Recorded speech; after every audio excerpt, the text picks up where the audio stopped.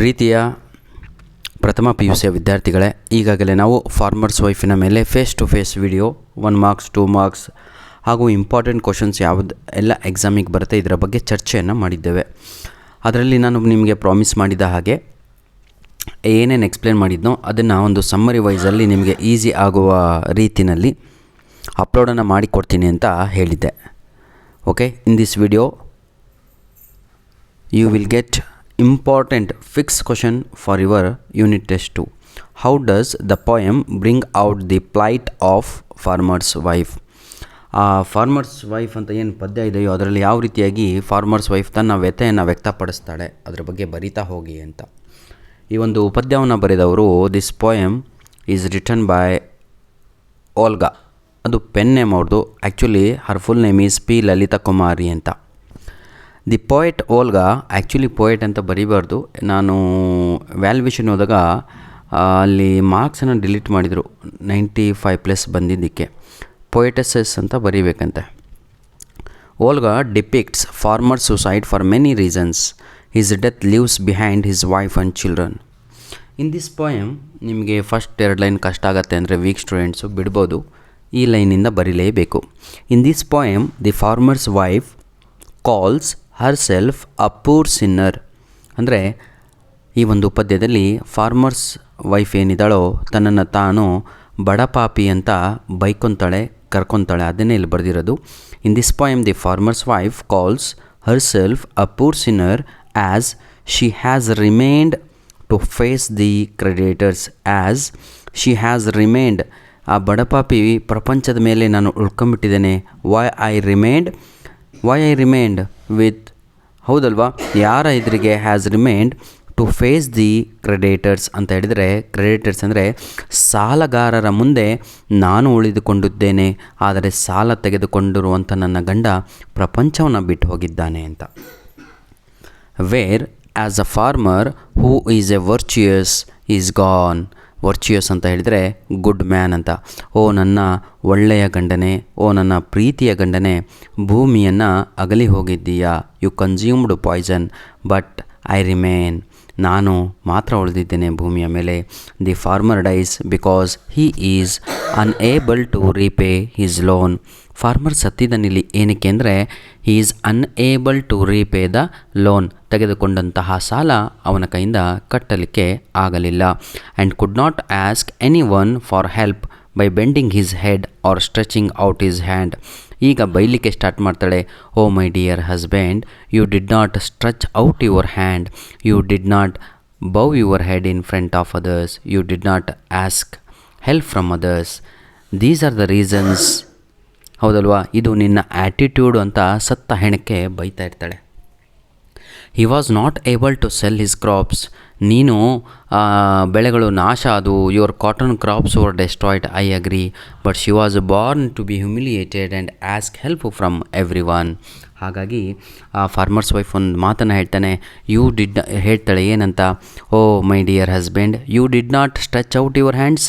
ನೀನು ನಿನ್ನ ಕೈಯನ್ನು ಬೇರೆಯವರ ಎದುರಿಗೆ ಕೈಯನ್ನು ಚಾಚಲಿಕ್ಕೆ ಸಂಕೋಚ ಪಟ್ಯ, ಮುಜುಗುರ ಆಯಿತಾ, ನಾಚಿಕೆ ಆಯಿತಾ. But I was Born with my head bent, I was Born with my hand out stretch. ಯಾವತ್ತು ಸದಾ ನಾನು ಹುಟ್ಟಿನಿಂದ ಇಲ್ಲಿವರೆಗೂ ಕೂಡ ನನ್ನ ತಲೆಯನ್ನು ಎಲ್ಲರೆದುರಿಗೂ ಬಾಗಿಸ್ತಾ ಬಂದಿದ್ದೇನೆ.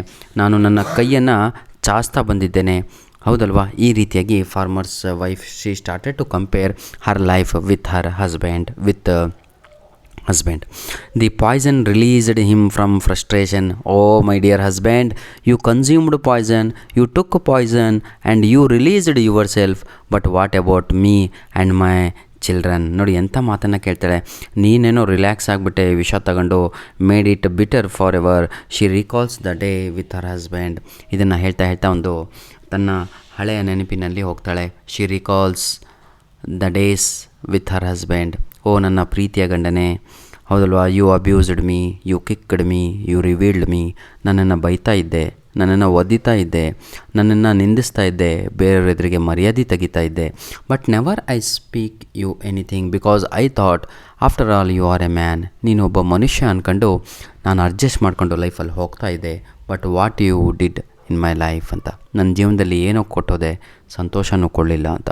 She thought that she had right to do so since he was a man but his suicide blew the worst of her life. ಹೌದಲ್ವಾ, ತನ್ನ ಜೀವನದಲ್ಲಿ ಏನೇನೋ ಕೊಟ್ಟು ಹೋಗಿದ್ದಾನೆ ಅಂತ ಹೇಳ್ತಾಳೆ. ನನ್ನ ಜೀವನದಲ್ಲಿ ನೀನು ವರ್ಸ್ಟ್ ಮಾಡೋಗ್ಬಿಟ್ಟೆ ನನ್ನ ಲೈಫನ್ನು ಅಂತ ಹೇಳ್ತಾಳೆ. ದ ಕ್ರಾಪ್ ವಾಸ್ ಗಾನ್, ಆ ಬೆಳೆಗಳು ನಾಶವಾದವು ನನಗೆ ಗೊತ್ತು. But the debt remained, you consumed poison, ಬೆಳೆಗಳು ನಾಶವಾಗಿ ಹೋದವು, ನೀನು ಸತ್ತು ಹೋದ, ಎಲ್ಲ ಹೋಯಿತು, ಆದರೆ ಆ ಸಾಲ ಮಾತ್ರ ಉಳಿದುಕೊಂಡಿದೆ. ಹೌದಲ್ವಾ, the debt remained. So the creditors stood in front of her house and they are demanding, ಹೌದಲ್ವಾ, they are demanding to return that money, the debt. So our dignity hit the dust, ನಮ್ಮ ಮರ್ಯಾದೆ ಮಣ್ಣು ಪಾಲಾಯ್ತಲ್ವಾ. She asked him how she could bear the 4 children without him ಅಂತ. ಎಂಥ ಪ್ರಶ್ನೆಯನ್ನು ಕೇಳ್ತಾಳೆ. ಸತ್ತ ಹೆಣಕ್ಕೆ, oh my dear husband, how I should survive, how I should lead, take my children in this life. ಹೌದಲ್ವಾ, to bear the burden of the 4 children. 4ಅನ್ನು ನಾನು ಲೆಟ್ರಲ್ಲಿ ನಂಬರಲ್ಲಿ ಬರೆದಿದ್ದೀನಿ, ತಾವುಗಳು ವರ್ಡ್ಸಲ್ಲಿ ಬರೀಬೇಕು, ಆಯಿತಾ, ನಿಮಗೆ ಗೊತ್ತಾಗಲಿ ಅಂತ. 4 ಕಮಿಟಿಂಗ್ ಸುಸೈಡ್ ಈಸ್ ಈಸಿ. ಎಂಥ ಮಾತನ್ನು ಹೇಳ್ತಾ ನೋಡಿ. ಓ ನನ್ನ ಪ್ರೀತಿಯ ಗಂಡನೇ, ಯು ಆರ್ ಎ, ನೀನು ಹೇಳಿ ಕಣೋ ಕೋವರ್ಡೈಸ್ ಅಂತ, ನೀನು ಹೇಳಿ ನೀನು.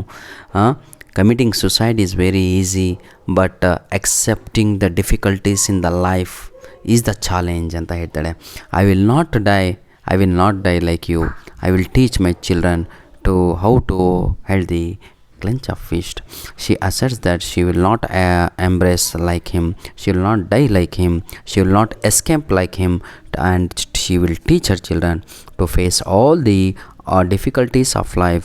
She also gets ready to struggle for life. ಈ ರೀತಿಯಾಗಿ ಈ ಪದ್ಯ ಮುಗಿದು ಹೋಗುತ್ತೆ. ಫಾರ್ಮರಿನ ಹೆಂಡತಿಯ ಪರವಾಗಿ ಇಲ್ಲಿ ನಮ್ಮ ಕವಿತ್ರಿ ಪಿ ಲಲಿತಾ ಕುಮಾರಿ ಅವರು ತಮ್ಮ ಧ್ವನಿಯನ್ನು ಕೊಟ್ಟಿದ್ದಾರೆ.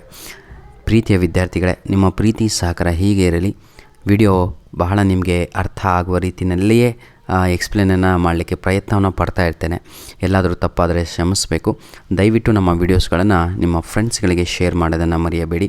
ಒಂದು ನಿಮ್ಮ ಲೈಕಿಗಾಗಿ ನಾವು ಕಾಯ್ತಾ ಇರ್ತೇವೆ, ಹಾಗೂ ಕಮೆಂಟ್ ಏನು ಬರೀತಾರೋ ಮಕ್ಕಳು, ಅರ್ಥ ಆಯಿತೋ ಅಥವಾ ಇಷ್ಟ ಆಯಿತೋ ಇಲ್ಲೋ ಅಂತ, ದಯವಿಟ್ಟು ಅದನ್ನು ಈಡೇರಿಸಿ ಕೊಡಿ ಅಂತ ಹೇಳ್ತಾ ವಿಡಿಯೋನ ಇಲ್ಲಿಗೆ ಮುಗಿಸ್ತಾ ಇದ್ದೇನೆ. ಧನ್ಯವಾದಗಳು. All the best for your unit test 2. God bless you all. ಈ ಉತ್ತರವನ್ನು ಬರೆದು ತಾವುಗಳು ಕಲಿತ್ರೆ ಇದೇ ರೀತಿಯಾಗಿ ಎಕ್ಸಾಮಲ್ಲಿ ಬರೆದ್ರೆ ಔಟ್ ಆಫ್ ಔಟ್ ಮಾರ್ಕ್ಸ್ ಅಂತೂ ಫಿಕ್ಸ್ ಆಗಿರುತ್ತೆ. God bless you all.